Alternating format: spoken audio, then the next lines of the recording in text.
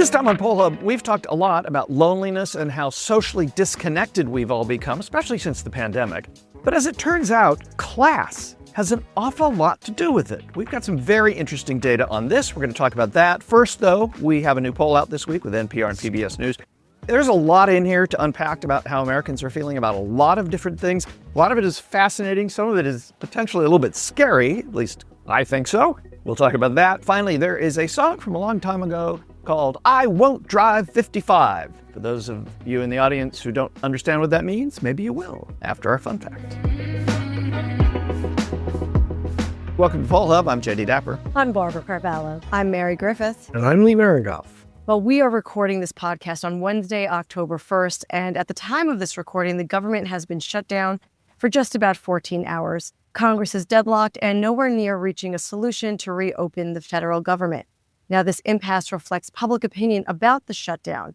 In a just-released NPR PBS News Marist poll, which was conducted prior to the shutdown, Americans divided about whether they wanted Congress to compromise to avoid a shutdown, 50% had that view, or whether they wanted Congress to stand on principle even if a shutdown occurred. 48% said that was the priority. Now, of course, here party does matter.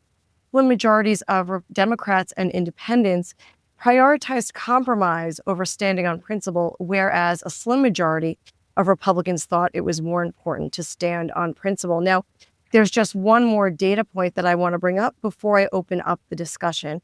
So when it comes to the blame game, we asked Americans who would be most to blame if a shutdown were to occur. Not surprisingly, there's plenty of finger pointing to go around. However, a plurality of Americans, 38%, said they would blame the Republicans, but 27% said they would blame the Democrats, 31% said they would blame both equally, and 4% said they would blame neither. So, Lee, there are no more ifs. The government has shut down. And given public opinion on this issue, is there a roadmap to reopening the federal government? Well, I think the roadmap, if there is one, is probably more characterized by gridlock. I think that we've had, certainly during the Trump administration, there was a government stoppage that lasted around 30 days, as I recall, 31 days. And we've had a whole series of continuing resolutions, which has done nothing for anybody's popularity, particularly the Democrats, who looked as if Senator Schumer had caved last time.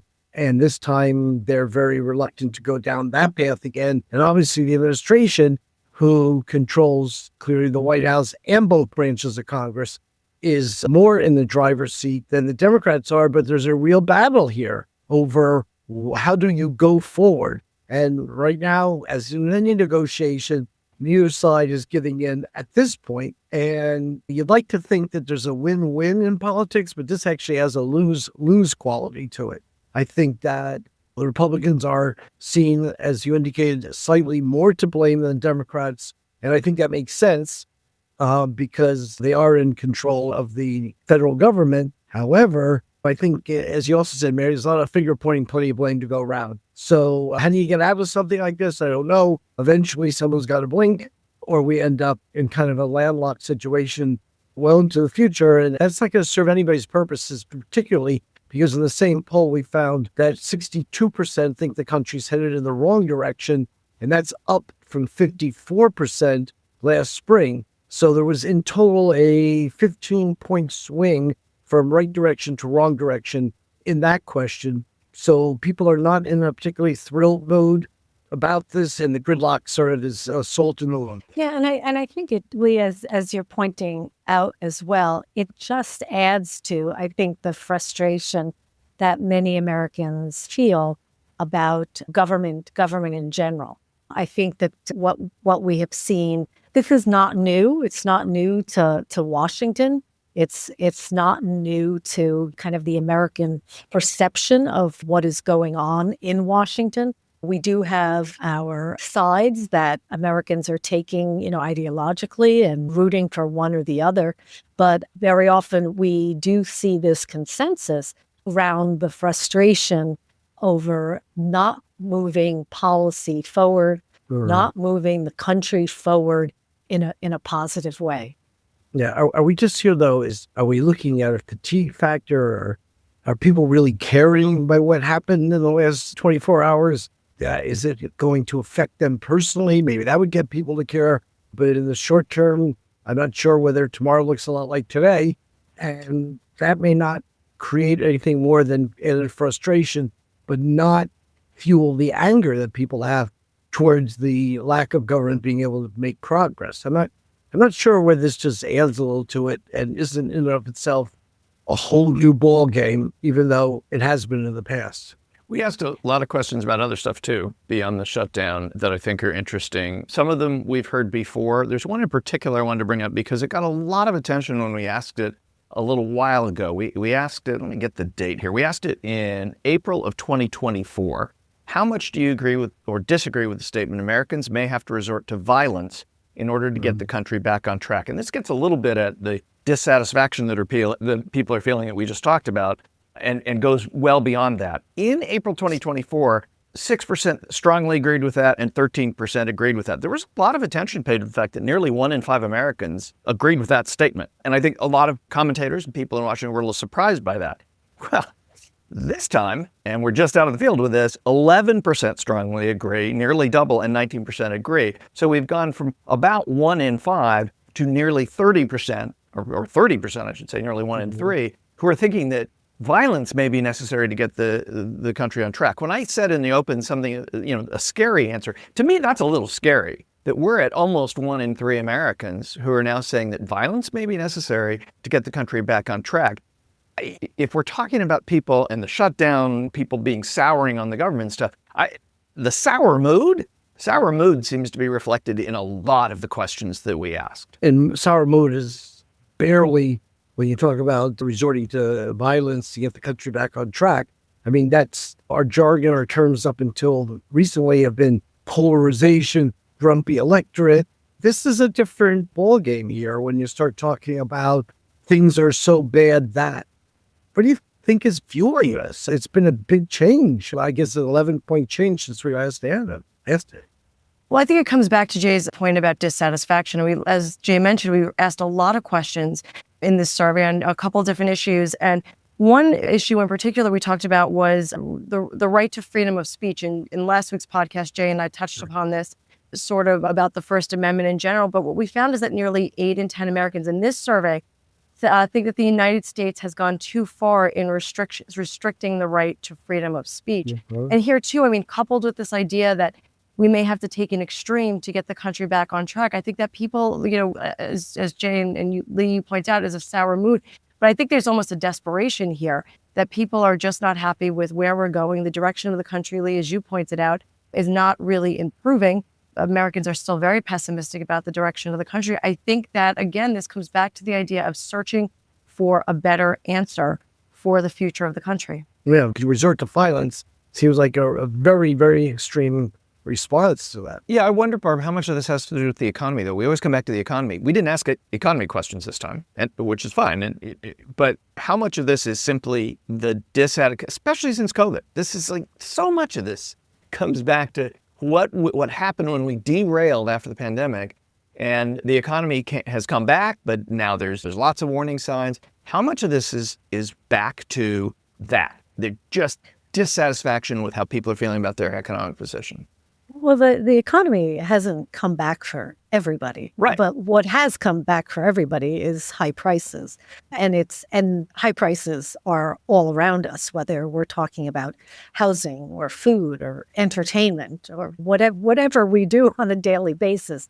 The cost of living has just increased tremendously. Certainly inflation seems to be, under control, but wages certainly have not kept up with the cost of living and the cost of many necessities. The other thing that I also picked out of this poll, because we did ask a lot of questions on touching upon a lot of different topics, but I was surprised that a slim majority of Americans actually support sending National Guard troops into local communities to reduce crime. Now, many of those cities that have either had National Guard activated or been threatened to have National Guard activated have answered with the fact that, well, crime actually is at an all-time low in many of these places. But I think this kind of extreme discussion that we have, in other words, our debates, whether they're on social media or they're on traditional media or they're kind of in the political forum, they've all gotten very, very extreme. And so I think this idea of having to take kind of things into your own hands and perhaps in a violent manner has gotten people are considering that and thinking that there has to be something more than that. We're not going to just evolve out of this or kind of slowly dig our way out of this, but somehow there needs to be some disruption. I thought those numbers were a surprise. I guess if you put it into the context of the last 2 decades of elections, perhaps it shouldn't be as much as a surprise, because I think Americans have been searching for an answer. And we see that each time we go to the polls, every 2 and every 4 years, there's this searching for another answer. So yeah, I think the country is looking for answers. Certainly, the economy, Jay, is not something that is helping, because there's a lot of frustration at probably all levels and all sectors. And I think the folks in Washington, our representatives in Washington, don't have any easy solutions. Yeah, and are not particularly popular when we ask about the congressional Democrats, the congressional Republicans, or President Trump. President Trump is the highest at 41, and everybody else is below him. One thing about that National Guard question, because in the context of sending the National Guard to do something suggests a more, not violent, but certainly a more aggressive response that the administration is using. I think in the wording of the question, though, it may have advantaged the Trump position a little bit, because we did ask to reduce crime, the National Guard to reduce crime. And that is sort of, in a sense, expresses his position as to why he's sending in the National Guard. The governors in these states would not necessarily agree that it's reducing crime, but they would say that that's just an excuse for the sending of the Guard troops. But I buy your point that if you do link the National Guard to the goal of reducing crime, then people are positive about that, because they want to have a more aggressive stance just in terms of shaking things up, and that the dialogue has switched and has moved from how are we going to unify the country and get it working together to how are we going to sort of make sure things go our way, whichever way. See, Lee, I was okay with the question, because I think this is the president's argument. Yeah, sure. And so the question is really measuring, well, how much is that resonating with Americans? And I think it is very significant that it is resonating with the majority of Americans, even as you point out. And I've pointed to crime figures that we are not at a point in these cities where we have been at other times with extraordinarily high crime rates. And what is resonating with voters? I think the president's position is resonating. And I think that itself is a significant observation. Yeah, although I will point out that 89% in our sample Republicans took that position, which is not surprising. 24% of Democrats did, and a lot of them were people of color. And so I think they're not necessarily in love with Donald Trump, but the notion of reducing crime in the urban areas is something that was attractive to them. And not sort of the National Guard part of it is as attractive as the reducing of crime part of that question. So I agree with you. We are testing what Donald Trump has put forward in that way. The other thing I want to point out in this data is that I found it interesting that although we've had so many questions, and Mary, you've talked to this in a lot of the reports about how partisan polarization is there, and it is in these numbers also. But Republicans, to a lesser degree, are sort of reflecting what Democrats and independents also think. So on the question of whether we've gone too far in restricting freedom of speech, Democrats 88, independents 86, Republicans 64.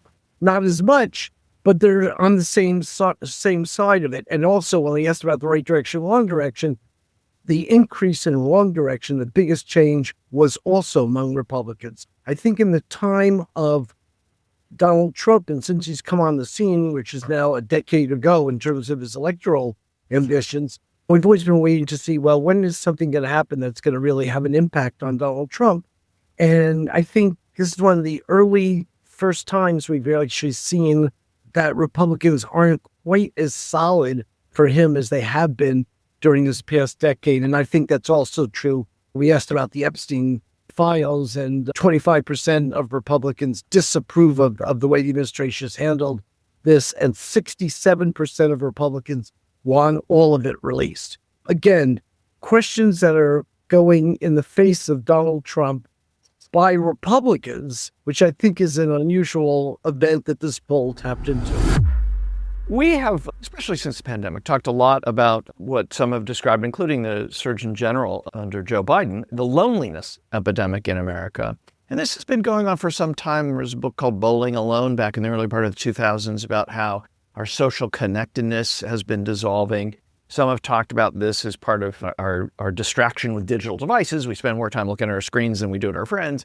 Some of it has to do with how we live now versus when we lived a long time ago. In cities, we live more spread out, and all kinds of reasons behind this. But one thing that we haven't talked about much, and we found some very interesting data. Cassidy, one of our producers, was looking at this and found a bunch of data, a lot of it from the Survey Center on American Life, the Survey for Center on American Life, and they call it the Disconnected Survey in 2023, that talks about class and economic position as a driver of some of these trends that we've been talking about. So a couple of facts, and then let's talk. 24% of Americans with a high school education or less say they have no close friends. So about 1 out of every 4 people with high school education or less, no close friends. Only 10% of college graduates say the same. Americans with lower education levels are also less likely to host social gatherings. So when we talk about having friends over, 33% of those with a high school education or less report having guests over at least once a month or twice a month, compared with 42% of those with a BA. So there's this disconnect between the social disconnectedness we're seeing, or there's a connect, I should say, between the social disconnectedness we're seeing and the ability, for instance, to do some of these things. So having your friends over, is that related to having enough money to do that? Is that related to having enough stuff at the house for people to come over and want to hang out with you? I think these are valid questions. Last thing, and this is about community participation and public spaces. And we've had segments about the other places, that other space outside of work and home, the other places, the bowling league, these kinds of things, and how they've disappeared. So 45% of college graduates report visiting a public library at least a few times a year. Only 27% of those with a high school diploma or less. 34% of Americans with a high school education or less say they have not visited a park of any kind in 12 months, 1 in 3. Only 16% of college grads have. So, Barb, I'm interested because one of the really fascinating things to me about public opinion research is the way you set the frame. It's not even the way you frame things. The way you set the frame can really help you understand issues from different perspectives. And this is resetting the frame, at least for me, to think about this epidemic that the Surgeon General described of loneliness as being maybe less related or equally related to the fact that we have phones in front of us all the time, to the fact that we have different educational and income and class things around us that impact how that works. I find it very interesting because when we look at politics, when Democrats look at Republicans and Republicans look at Democrats, they each say, you're looking at a completely different worldview. Right. And I think to a certain degree, if we get away from politics, this data actually shows us that not only do we have a different worldview, but we may be living in different worlds. And resources have a very significant impact on the worlds that we are able to live in. And when we look at class, when we look at education, when we look at income, other factors that are coming into play very significantly are place and geography and the where people are living and the opportunities that they have around them. So for instance, I can think of a lot of places where people live, where even access to libraries and parks is not an option. And that is a community resource that gets defined by how much income you make and the education that you have. So I think it's really easy, especially for survey researchers, because we we by nature put people in all of these boxes and end up with all of these different categories. And we kind of then apply the behavior or what the experiences people are having to these boxes, when in fact, there's probably a bigger context that is defining those worlds than just necessarily the individual. There's no question that data has shown from for 50 years of data, of employment data from the 1970s, that if you did not have the opportunity to get a college education, that during this time, you had much more difficulty increasing your income. Now, are there exceptions to that? Absolutely. We're talking about averages. Are there successful entrepreneurs? And we all know local business people who have started their own businesses and have been incredibly successful. And college isn't necessarily that route. But I don't think that there has been the support for other choices, particularly when we think about the trades and particularly when we think about people having the opportunity to be able to be successful in other professions. What we needed economically for the type of economic structure that we had over the last few decades required a college education. And so that's where our effort and our resources as a community were focused. In other words, that's why we had the student loans. That's why there were all sorts of programs to enable people to get a college education, because businesses needed people to have that kind of background. I think we're transitioning into a period where that may not be as important, but what does come from these different kind of educational experiences is the people that you come in contact with, the places you end up going, and in very many instances, the opportunities that you may see, that you may be able to avail yourself of, that you may not necessarily know about or be able to experience. You don't have those opportunities. I'm not as worried about, I'm worried about what you're saying, but I'm also worried about just the overall disconnect that these numbers speak to, whether some groups are more advantaged and some more disadvantaged. The disconnect that pulls at that fabric of our society.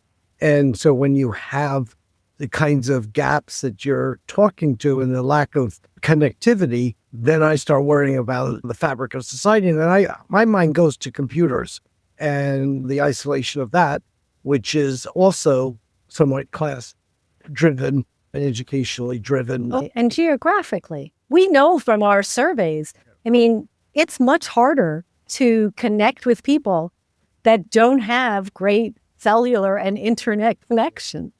And if you think geographically about how our country has developed, I think we are living in different worlds. The thing about the phones, Leah, I was just going to mention, is that at this point, nearly everybody's got a phone, and there are phone services. I mean, you can be quite poor, and that's the thing that you'll have. But I do think what Barb's point is that doesn't mean that you have that capacity everywhere at all times, or that you're able to then avail the options that are available because of this device to connect with people. It's almost like it's more isolating if all you have is that and you don't really have it as a way to connect. That's even more isolating.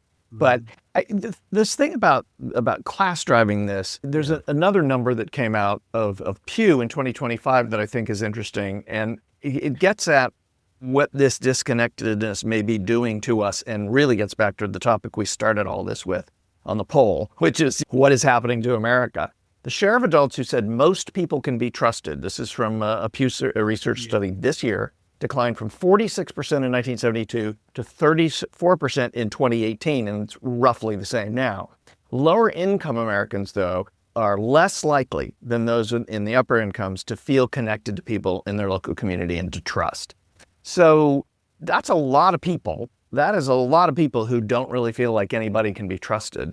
That trust gap is, and again, driven by a class in this case, or at least the evidence is, that seems to be a really bad sign, or is that actually part of the root cause of why this disconnectedness, this fracturing is happening? I'm not really good at these chicken and egg discussions, but we certainly, in research, we don't want to assume causation.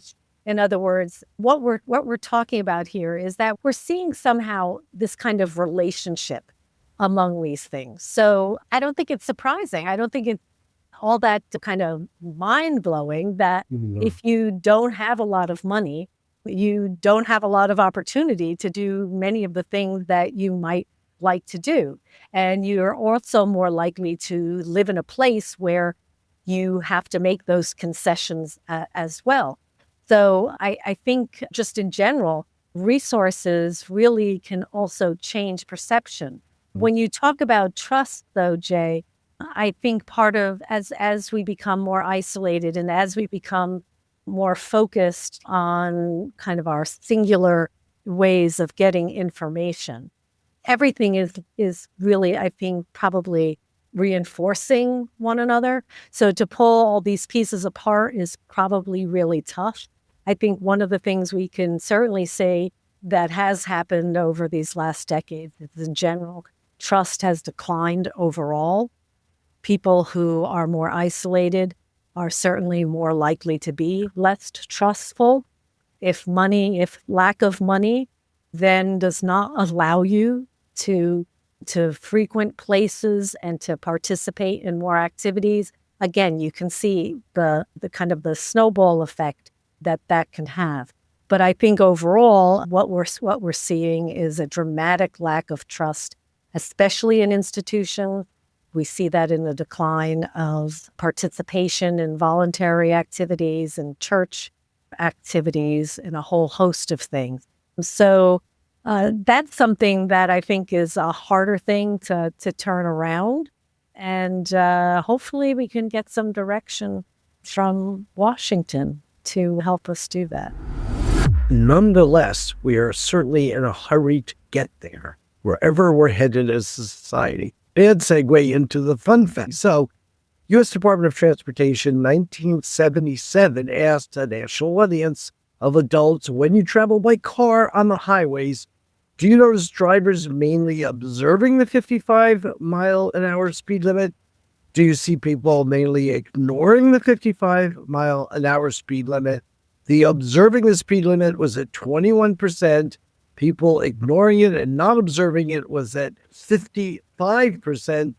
18% said a little bit of both. But you're talking about more than 2 to 1, despite the national law having been passed only 2 or 3 years earlier, establishing the 55-mile-an-hour speed limit, that they're not observing the speed. Now, I know some people in our office where they asked this question, if they spoke honestly, would say, that's the speed limit? I had no idea. Now, hang on a second. This is about other people. Right. Okay, this is not about us. Yes. And over the last 5 decades, there have been a lot of changes to the speed limit so that even though it is 55 in many places, a lot of us can go a lot faster in many other places. But perhaps the question to be asked now is whether people stay within the speed limit, because it's not necessarily just about 55. And I want to talk about other people. I don't want to talk about okay. All right. Well, we don't talk about points on your license either. But Mary, you drive a lot. You wish sometimes you could go 55 given the traveling you do, because it's hard when you're bumper to bumper in traffic somewhere in the middle of Queens. It is difficult, but my mind is usually always on the speed that I'm going.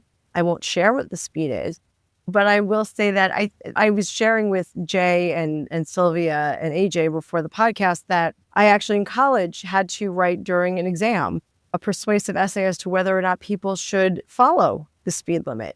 And at that point, I had all the reasons in the world why there should not have to be a speed limit. But the older I've gotten, the more I believe that there should be parameters, because there are some crazy drivers on the road. So I think staying within the speed limit might be a good idea. What do you think, Jay? You also drive a hefty distance. Yeah, I don't drive as far as you do, but yeah, no, I set my cruise control to 10 miles over, and the road that I drive on is still 55. The Taconic State Parkway.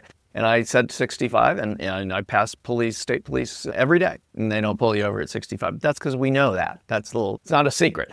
What's so interesting to me about questions like this is the time capsule. So this takes me back to having my license for the first time and waiting in gas lines for a half an hour or an hour to get 5 gallons or 10 gallons, whatever the ration was of gas, on a Tuesday or a Thursday, depending on whether your license plate was odd or even and all of that.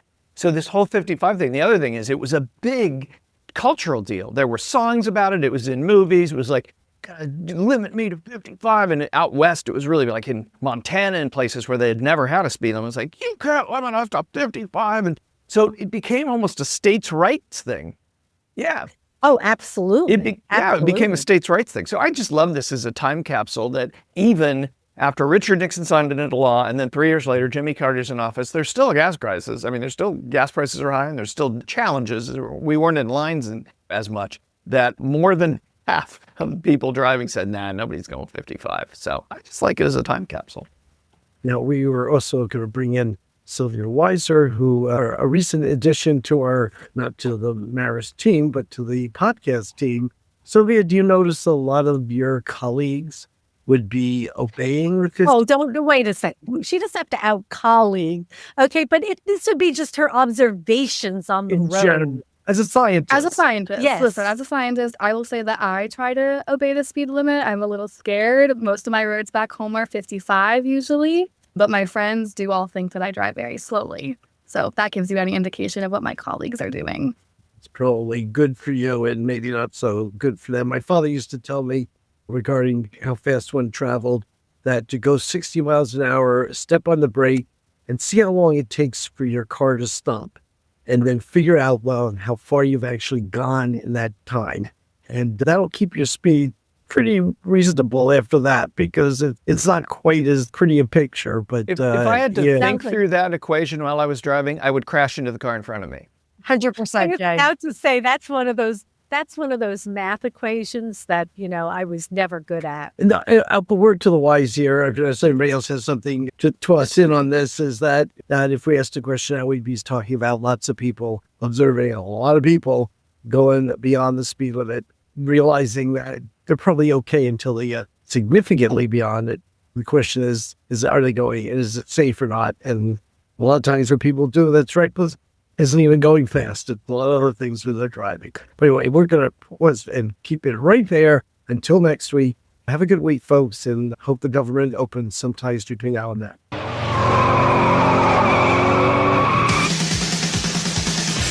That'll do it for Poll Hub this week. Poll Hub is produced by the Marist Poll at Marist University in Poughkeepsie, New York. Mary Griffith is our executive producer.